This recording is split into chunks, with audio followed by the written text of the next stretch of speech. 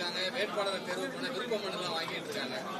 நம்ம வேட்பாளரோட கலந்து ஆலோசனை மற்ற கட்சிகள் அவர்களுடைய வேலை என்ன, அவங்க செயல் திட்டம் என்னன்னு நம்ம சொல்ல முடியாது. நாங்கள் எப்பவுமே கொஞ்சம் எளிய பிள்ளைகள், அதனால முன் தயாரிப்பு அதில் கவனமாக இருப்போம். இப்போ எங்களுக்கு 21 மாநாடு வருது. இந்த மாநாடு, அந்த மாநாட்டில் மொத்த வேட்பாளர்களையும் அறிவிக்கணும். இப்போ புதுச்சேரிக்கு தனியாக கூட்டமிட்டு அதை கூட்டம் போட்டு அறிவிப்போம். இப்போ அங்கே 28 தொகுதியில் போட்டிடுறோம். இங்கே 234. இந்த 234 இங்கே அறிவித்து நாங்கள் களத்துக்கு போயிடுவோம். இந்த தேர்தல் தேதி எப்போ வருது அதெல்லாம். அதனால எப்பவுமே நாங்கள் முன் தயாரிப்பில் கவனமாக இருப்போம். போன முறை நாடாளுமன்றத்தில் எங்களுக்கு சின்னம் இல்லாதனால கொஞ்சம் ரொம்ப திணறிட்டோம். அது வேட்பாளர் அறிவிக்கும் போது கூட எங்களுக்கு எந்த சின்னத்தில் போட்டியிட போகிறோம்னு தெரியல. இப்போ எங்களுக்கு முன்கூட்டியே எங்களுடைய விவசாய சின்னம் இருக்கிறதுனால நாங்கள் தேர்தல் தேதி அறிவிக்கிற வரை காத்திருக்காம மாநாடு முடிஞ்சோடனே களத்தில் வேலை, இப்போவே எங்கள் பிள்ளை வேலை செஞ்சுட்டு தான் இருக்காங்க, தொடங்கும்.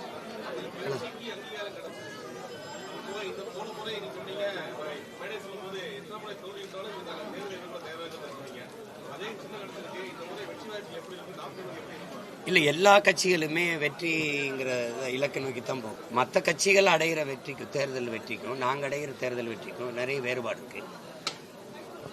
அவங்களுக்கு வழக்கமான ஒரு தேர்தல், அவர்களுக்கு வெற்றி என்பது உங்களுக்கு தெரியும், வாங்கிக்கிடுவாங்க. நாங்கள் வரலாற்று பெரும் மாறுதலுக்காக நிற்கிறோம். எத்தனையோ தேர்தல் வந்திருக்கு, எந்த மாறுதலும் அல்ல, என் இன மக்களுக்கு ஒரு ஆறுதலும் இல்லை. அதனால இந்த முற்றுமுழுதான் இந்த நிலத்தில் இருக்கிற இதுவரை இருக்கிற இந்த அரசியல் இருக்கு இல்லையா, இதை மாற்றி இதை தகர்த்து வேற ஒரு அரசியலை கட்டமைக்கணும்னு நினைக்கிறோம். நீங்க ஆள் மாற்றி ஆட்சியை மாற்றி வச்சு இங்க பயன் இல்லை. ஆட்சி முறையை மாற்றணும். உங்களுக்கு ஆட்சி முறை மாற்றம் உங்களுக்கு வரணும். அந்த ஆட்சி முறையை மாற்ற நிக்கிறதுனால தான் நாங்க அடிப்படை அமைப்பு அரசியல் மாற்றம்ங்கிற முழக்கத்தை முன்வச்சு, அந்த நோக்கத்தை முன்வச்சு இந்த களத்தை தயார் செய்து அந்த களத்தில் நிற்கிறோம். இதுவரை இந்த நிலத்தில் நிகழாத ஒரு இது. இங்க பன்னெடுங்காலமா கட்சி அரசியல், தேர்தல் அரசியல் இருக்கு, மக்கள் அரசியல் இல்லை. விளம்பர அரசியல், செய்தி அரசியல் இருக்கு, சேவை அரசியல், செயல் அரசியல் இல்லை.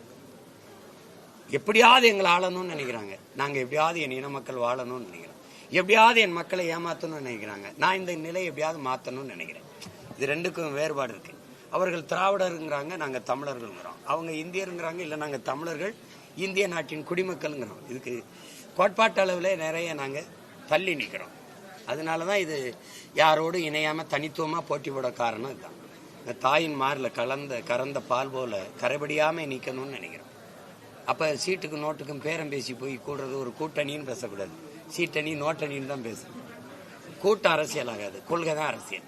இப்ப நீங்க அண்ணல் காந்தியடிகள் கொள்கை இல்லாத அரசியல் பாவங்கிறாங்க. எங்க தாத்தா தெய்வ திருமகன் முத்துராமலிங்க தேவர் கொள்கை இல்லாத அரசியல் வியாபாரம்ங்கிறாங்க. ரொம்ப நாளா இந்த பாவமும் இந்த வியாபாரம் தான் இங்க நடந்துகிட்டு இருக்கு. அரசியல் இல்ல. விடுதலைக்குன்னு அரசியலை செஞ்சுட்டு வியாபாரத்துக்கு அரசியல் ஆக்கி வச்சிருக்காங்க. நாங்க வியாபாரம் செய்ய வரல, விடுதலை பெற வந்ததுனால எங்க அரசியல் விடுதலைக்கான அரசியல். எந்த கட்சி ஆட்சிக்கு வரணுங்கிற மாதிரி ஒரு முடிவு பண்ணாம ரெண்டு கட்சியிட்டமே கூட்டணி பேசுறாங்க. இதை நீங்க அண்ணன்ட்ட கேட்க கூடாது. நான் இந்த செயலை அருவருக்கிறேன். நீங்க உங்களுக்கு அந்த வழி இருக்கிறனால தான் என்கிட்ட அந்த கேள்வியா எழுப்புறீங்க. இதை ஒரு தலைமுறையை கவனிக்கணும். இது எந்த மாதிரியான அணுகுமுறை?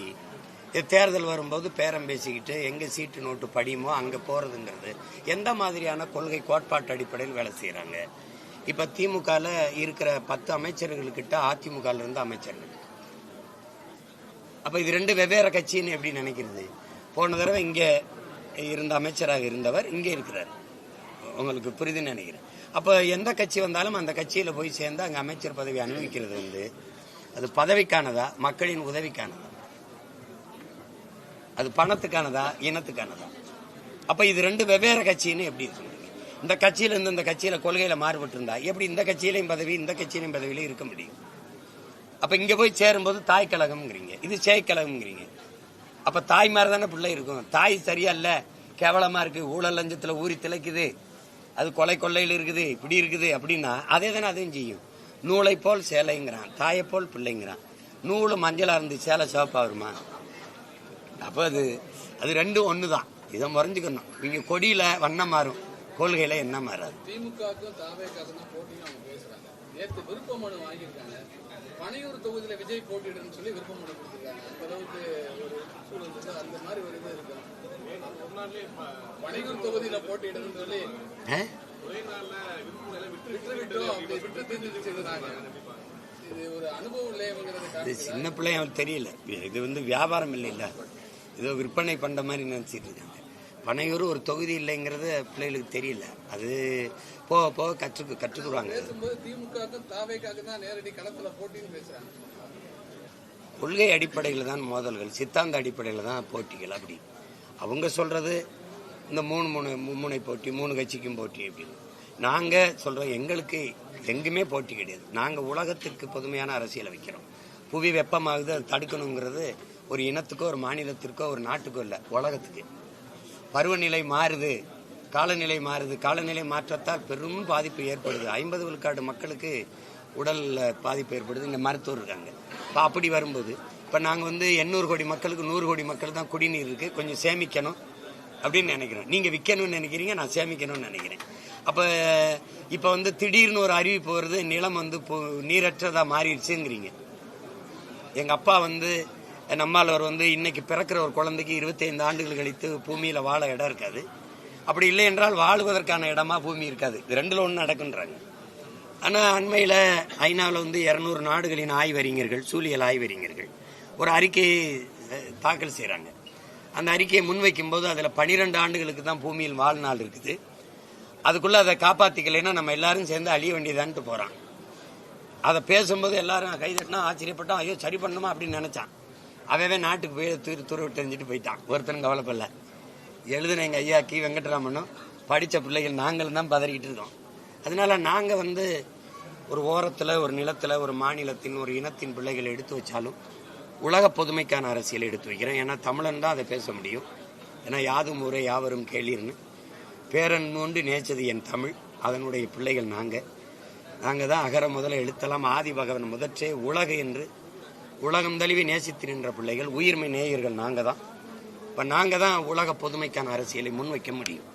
அப்ப அதனால இந்த அரசியல்ல இந்த வாக்குக்கு காசு கொடுக்கறது, கூட்டணி பேரம் பேசிக்கிறது, கூட்டத்தை சேர்த்துக்கிட்டு போறது, நாங்க வந்தா அதை செய்வோங்கிறது, 1000 குடும்ப தலைவிக்கு நான் வந்தா 2000, நான் வந்தா ஆண்களுக்கு பேருந்து இலவசம், இல்ல பெண்களுக்கும் இலவசம், இது அல்ல எங்க அரசியல். அதனால அதுக்குள்ள நாங்க வரல. காங்கிரஸ் கட்சியை உள்ள கொண்டதுல தாவேகா ரொம்ப முயற்சி பண்ணிட்டே இருக்கிறாங்க கூட்டணி சேர்ந்ததுல. ஏன் நீங்க பல அரசியல் கருத்துக்களை விஜய் சொல்லி கொடுத்துருக்கீங்க, அவங்களோட பேச்சாளர் பேசியிருக்காங்களா?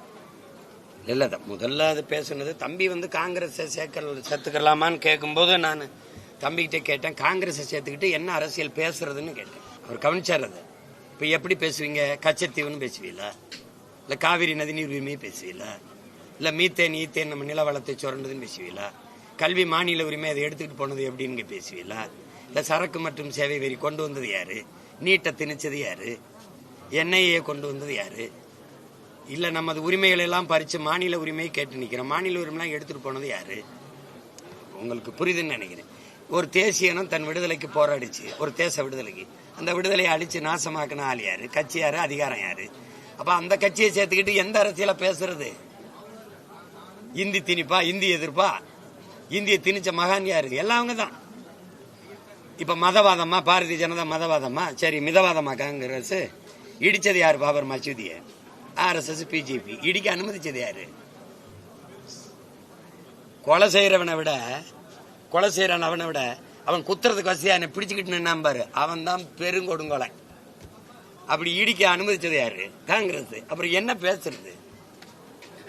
விடுதலை பெற்ற இந்தியாவை 1/2 நூற்றாண்டுகள் ஆண்ட கட்சி எது? ஆட்சி எது? இந்த நாடு மீள முடியாத ஏழ்மை வறுமையிலையும் ஊழல் லஞ்சத்திலையும் ஊறி திளைக்குது. அதுக்கு காரணம் யாரு? 196 லட்சம் கோடி கடனை தொடுது. இதுக்கு யாரு பொறுப்பு இருக்கணும்?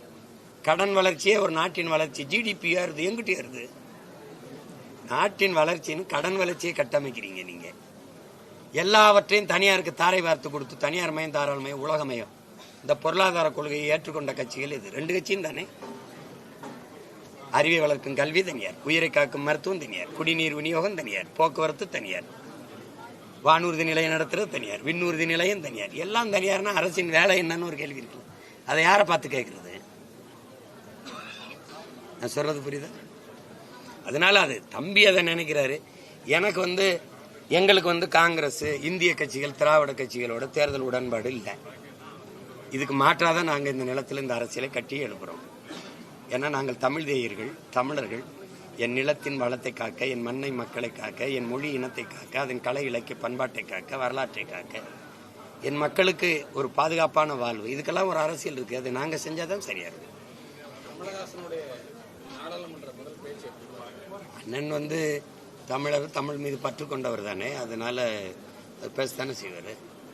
அது ஒரே மண்ணில் இருந்து வந்திருக்கோம் அண்ணன் தம்பியும். அப்புறம் நான் பேசுறது அண்ணன் பேச மாட்டாரா என்ன? வேற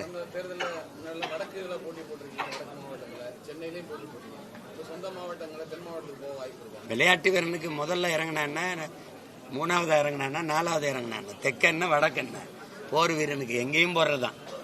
இந்த இடத்துல நீங்க எங்க நீங்க எல்லாம் விரும்புறீங்களோ அங்க போட்டி விடுவோம். என்னங்கய்யா,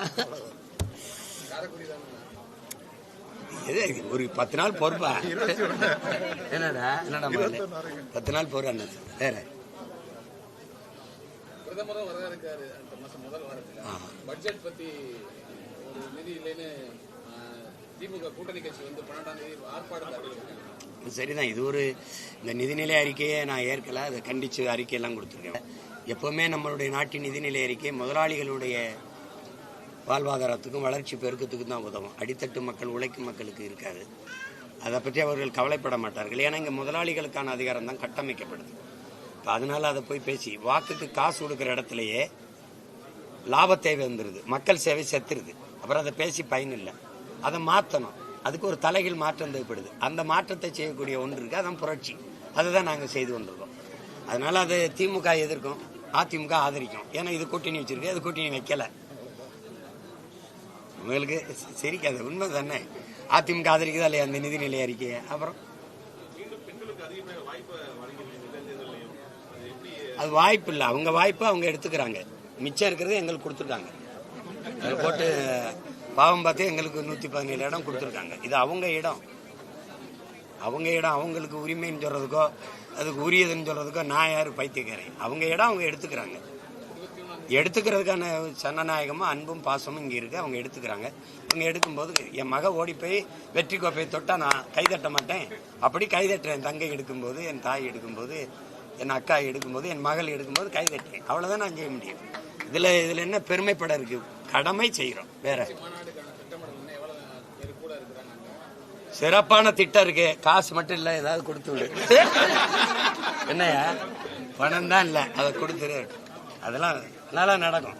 வந்துருங்க அன்னைக்கு புரட்சி வெல்லட்டும்.